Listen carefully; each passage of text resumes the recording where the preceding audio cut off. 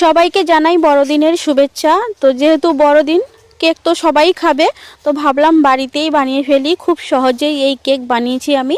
তো প্রথমে একটা পাত্রে 1 কাপ দুধ নিয়ে নিয়েছি, তার মধ্যে 1 কাপ চিনি, হাফ কাপ সয়াবিন অয়েল দিয়ে ভালো করে মিশিয়ে নিয়ে একটা চালনিতে 1.5 কাপ ময়দা, হাফ চামচ বেকিং সোডা, 1 চামচ বেকিং পাউডার দিয়ে চালনির সাহায্যে চেলে দুধের মধ্যে আমি ভালো করে মিশিয়ে নিয়েছি। তো আরও হাফ কাপ আমি দুধ দিয়ে ভালো করে মিশ্রণটা তৈরি করে নিয়েছি। তারপর একটা কেক টিন নিয়েছি, তার উপরে আমি ভালো করে ব্রাশ করে একটা কাগজ দিয়ে তার উপরে আমি আরও ভালো করে ব্রাশ করে নিয়েছি তেল। তারপরে ওই মিশ্রণটা আমি কেক টিনের মধ্যে দিয়ে একটা কড়াইতে বসিয়ে দিয়েছিলাম।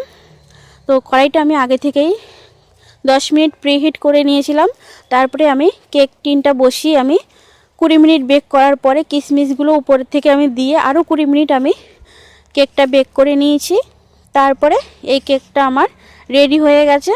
তো আমি কেটে তোমাদের সাথে একটু দেখিয়ে দিলাম। কেকটা কিন্তু খেতে ভালোই হয়েছে আর খুব নরমও হয়েছে। তো তোমরাও ট্রাই